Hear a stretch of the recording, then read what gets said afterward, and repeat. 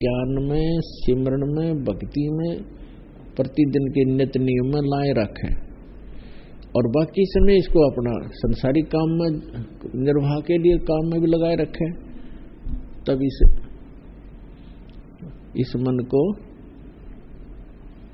इस मन से हम जूझेंगे, तभी हम सफल होंगे। एक गुरु था, उसने अपने चेले को एक विद्या सिखा दी, भूत विद्या, और उससे ये कहा कि मेरी अब्सेंस में इस विद्या को तू प्रयोग मत करना। तो गुरुजी के कहने से चेला स्वीकार किया कि अच्छा जी। गुरुजी चले गए कहीं किसी कामवश एक दिन बाहर, तो चेला अकेला, उसने सोची आज जो विद्या प्रयोग करके देख लें, गुरुजी ने जो शिक्षा बताई है वो कितनी सफल है मेरी। उसने वो मंत्र बोल दिए। वहां सामने एक जंद खड़ा हो गया आके, जंद, और उसने कहा कि बोल भाई, बोलो महाराज जी क्या आज्ञा है। मैं हूं जंद और मेरे गुण सुन ले पहले तो। मेरे को यदि आप काम बताए रखोगे तो काम करता रहूंगा, और यदि मुझे कोई कार्य नहीं बताया तो मैं तेरी गर्दन दबाऊंगा, फिर और काम मैंने कुछ नहीं, तेरे को मारूंगा। अब वो चेला डर गया, वो तो बहुत चिंतित हुआ। उसने एक दो काम बताया, चलाटा मांग लिया, वो तो 2 मिनट में थैल भरवा लिया, दौड़ी आटे की रख दिया। फिर क्या, आग बना दे, आग बना दी, पानी भर लिया 2 सेकंड में। बोल, उन्होंने सोची भाई तो बड़ा कसुत्ता काम। बोला कपड़े धो दे, वो कपड़े भी धो दिए 2 मिनट में। अब उसकी गिगी बंदगी के बताऊं इसने, इतने वो चेला गुरुजी आगे दौड़ के उसके चरणों में पड़ गया और कहा गुरुजी मेरी रक्षा करो, मुझे बचाओ। गुरुजी कहने लगे भाई वह विद्या प्रयोग कर दी। तुमने कहा जी गलती होगी मेरे पे, गलती कर दिया आपने, या नहीं करनी चाहिए थी, और मेरी जान बचाओ भगवान ही तेनू कहे, या तो काम बताना तुझे मारूंगा। काम मैंने सारे करवा लिए इससे। तब गुरुजी बोला इसको ये कह दे कि एक बांस लावा लंबा 30-40 फुट का। उसने कह दिया जा बांस लायक, और लिया 1 मिनट में ला दे ले बोल। तब गुरुजी ने कहा कि इसको कह दे जमीन में गाड़ दे आधा, ये 2-3 फुट 2-3 फुट जमीन में गाड़ दिया, सीधा खड़ा कर दिया। और अब इसको कह दे कि इस पर चढ़े और उतरे, चढ़ता रहे उतरता रहे, मैंने जरूरत होगी तो तेने बुला लूंगा, इस काम लगा रहे। तो जंद को काम लगा दिया, उस बांस पर चढ़ेगा और उतरेगा। तो इस मन को इस परमात्मा के नाम के बांस पर इसको लगाए रखोगे तो ये शांत रहेगा, नहीं तो आपने कहीं ना कहीं ये घसीट ले जाएगा, मर्यादा हीन करा देगा। संसारिक चौचलों में आपको लगाकर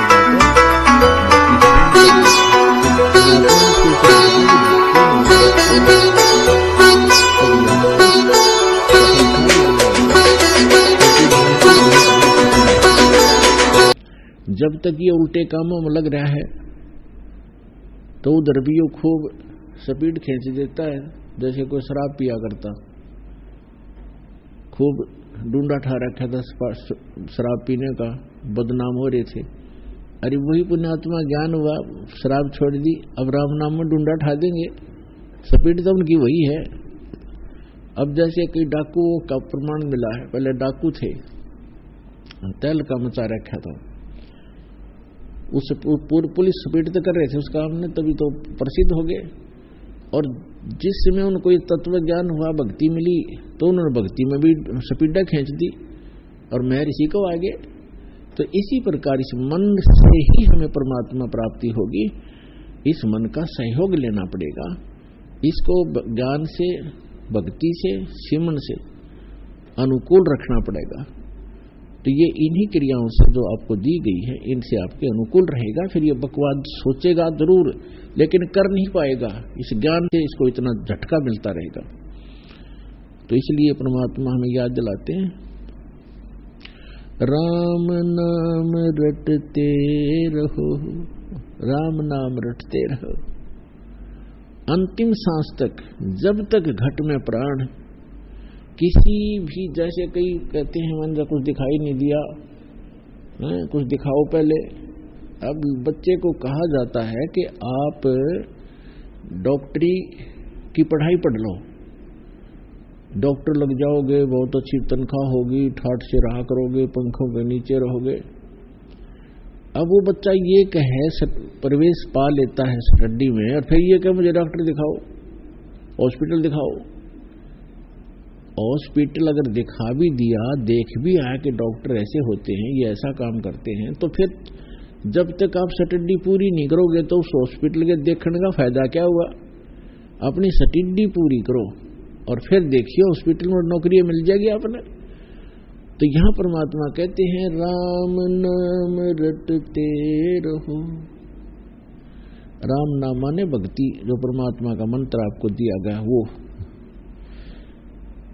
राम नाम रटते रहो, राम नाम रटते रहो, जब तक घट में प्राण, और कभू तो दीन दयाल के भनक पड़ेगी कानी।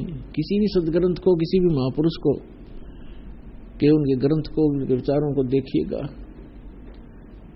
प्रत्येक में यही प्रमाण दिया है कि अंतिम सांस तक भक्ति करते ही रहना। जब तुम शरीर छोड़कर जाओगे तभी उपलब्धि होगी। श्रीमद् भगवद गीता अध्याय नंबर 8 के श्लोक नंबर 13 में कहा है, अर्जुन मेरे सतर की जो भक्ति है, मैं ब्रह्म हूं, श्री कृष्ण में बोल रहा था। ओम इति एकाक्षरम ब्रह्म व्यवहारन माम अनुसमरण ये परियाति तजंदेहम स याति परमाम गतिम। मुझ ब्रह्म का केवल एक ओम मंत्र है, और अंतिम श्वास तक इस ओम नाम का भक्ति करता हुआ शरीर त्याग कर जाएगा तो मुझसे, ओम से मिलने वाली जो परम गति है वो प्राप्त हो जाएगी। इसी प्रकार यजुर्वेद अध्याय नंबर 40 के मंत्र नंबर 15 में कहा कि वायु अनिलम अथिदम भस्मांतम शरीरम, ओम कर्तु समर किलबे समर कर्तुम समर। ओम नाम का जाप काम करते करते सेवन करो, विशेष कसक के साथ सेवन करो, मनुष्य जीवन का प्रथम कर्तव्य जानकर, मूल कर्तव्य जानकर ओम नाम का जाप करो। और भस्मांतम शरीरम, जब शरीर अंत होगा तेरा, उस समय इससे मिलने वाला अमरतम अथितम, इसके पश्चात आपको वो अमरत्व प्राप्त होगा। इसी प्रकार सूक्ष्म वेद में परमात्मा ने कहा है, नाम उठत नाम बैठत नाम सोवत जागवे, नाम खाते नाम पीते नाम सेती लागवे। राम नाम रटते रहो जब तक घट में प्राण, और कदे तो दीन दयाल के भनक पड़ेगी कान। तो इसी प्रकार सभी सदग्रंथ जो कांटे के सदग्रंथ हैं, खरे सदग्रंथ हैं, जिसमें दातम मार्ग सही है, उनका एक ही विचार है और एक ही उनमें वर्णन है, और वो आपको प्राप्त है। परमात्मा भी ये कहते हैं कि परमात्मा का जो सच्चा नाम है, जो पूरा कोर्स कंप्लीट आपको दिया है, अंतिम सांस तक भक्ति करते रहना, और फिर यही आशा रखना कि कभी तो भगवान सुनेगा दीन की। आधीनी बहुत जरूरी है इस भक्ति मार्ग के अंदर। रावण ने भक्ति की, ऐसी सेक्रीफाइस किया भक्ति में, भगवान के लिए कोई कर नहीं सकता। यहां से धड़ काट दिया, दोनों हाथ और सर चढ़ा दिए भगवान के, लेकिन जैसा किया वर्णन मिल गया, लेकिन मोक्ष नहीं हुआ, क्योंकि इसके अंदर आधीनी नहीं आई। अब क्या बताते हैं, विभीषण के अंदर आधीनी आई रावण के भाई में, रावण में आधीनी नहीं आई। तो जिस राज्य को प्राप्त करने के लिए रावण ने कितने दाढ़े भुगते, पहले तो घोर तप किए, सिद्धियां प्राप्त की, कुर्बानी की, शीश भी दे दिया, और फिर भी वह लंका नहीं रख सका, क्योंकि उसके पास पूर्ण परमात्मा की भक्ति नहीं थी, और उसकी भक्ति के बिना अधीन जीव में आ नहीं सकती। और विभीषण अधीन हुआ परमात्मा, मुनिंदर नाम से आए हुए थे त्रेता युग में, मुनिंदर ऋषि के शिष्य हुए थे। कौन? मंदोदरी और विभीषण। उन दोनों के अंदर अधीनता थी। तो रावण में अधीनी नहीं थी, अधीनी बिना भगवान सुनता नहीं। अधीनी के पास है पूर्ण ब्रह्म दयाल, मान बड़ाई मारियो भाई बेअदबी सिर काल। फिर क्या बताते हैं, विभीषण का भाग बडेरा, दासातन आया तिस नेड़ा, दासातन आया बिस्वे बीसा, जाको लंक दई बख्शीसा। ऐसा दासातन है भाई, लंक बकस्त्या देर न लाई। है। अब देखो, हम निमित्त बना देते हैं, राम ने विभीषण को राज दे दिया। राम ने विभीषण को क्यों दिया और को ना दिया? क्योंकि विभीषण परमात्मा की सतभक्ति कर रहा था और वहां की जनता को एक अच्छे राजा की आवश्यकता थी जो भगवान से डरने वाला हो। तो परमात्मा की भक्ति करता था, सतपुरुष की विभीषण। तो सब माहौल, सब कारण करे करावे साइया, मन में लहर उठा और दादू सिर दर्जीव के वो आप बगल हो जा। तो यहाँ गरीबदास साहिब जी बता रहे हैं कि विभीषण का भाग बडेरा, बड़भागी था वो, जिसकी दासातन आया तिसनेरा, उसकी अधीनी आई उसके अंदर। और कहते हैं दासातन आया बिस्वे बीसा, अर्जा को लंक देई बख्शीसा। बख्शीश में मिली उसने परमात्मा की सतभक्ति करने से। ऐसा दासातन है भाई, लंक बख्शते वार न लाई। अगर यहाँ के संसारिक सुख भी तुम चाहो हो तो भी परमात्मा कहते हैं जतन राजपाट भी चाहिए, हमरा इधर ले ध्यान। लेकिन ये राजपाट आपके जीवन का दुश्मन है। यहाँ तो गरीब बनकर रहना पड़ेगा, इच्छाओं का नाश करके जीना पड़ेगा। एक सारी सृष्टि का संचालक सबको, राजा को भी वही दे रहा है उसकी किस्मत अनुसार, और वो एक झोपड़ी में बैठ के दुल्हे का काम किया करता था। वो पागल थोड़ा ही था। जो परमात्मा, जिसको हम एक धान दुल्हा कहा करते, कवि कहा करते थे, और जिसके निमित्त 18 लाख व्यक्ति आ गए और उन 18 लाख व्यक्तियों को मोहन भोजन खिलाया 3 दिन, और एक असर फिर एक दौर दिया उस झोपड़ी में बैठे ने। वो दुल्हा था, वो तो परमपिता थे, सारी सृष्टि के संचालक थे। लेकिन वो लीला क्यों कर रहे थे कि आपको जीने के लिए, इस भक्ति प्राप्ति के लिए, परमात्मा प्राप्ति के लिए, मोक्ष कराने के लिए ऐसे जीवन जियो जैसा मैं था। भगवान की रजा में राजी रहे, जो दे उसने खावे, और घनी इच्छा नहीं रखे। और यदि आपको आवश्यकता भी पड़ेगी इस जीवन में किसी भी प्रकार की, तो ऐसे मदद होगी जैसे परमात्मा ने 18 लाख व्यक्तियों को, 18 लाख 200 व्यक्ति आकर बारात में, और एक महीने पहले चिंतित हो जाता है पूरी फैमिली, आसपास के मित्र, भाईचारा भी दुखी हो जाता है कि 200 आदमी आएंगे, खाने की व्यवस्था करनी है। और खाने के लिए घर वालों को बाद में कहते पहले बारात ने जमा दो, कहीं कम ना रह जा भोजन। 18 लाख कलेजा अलजा प्रधानमंत्री का 18 लाख आदमियों को एकदम भोजन खिलाना हो जाता है। तो वो क्या एक दुल्हे थे? तो परमात्मा ने ये लीला की क्यों? कि भाई भक्ति पाने के लिए घने धन की जरूरत नहीं है, आत्मा निर्मल रखो, फिर आपके चरणों में रहेगी सारी चीज, हर वस्तु आपके चरणों में रहेगी। तो कबीर साहब कहते हैं,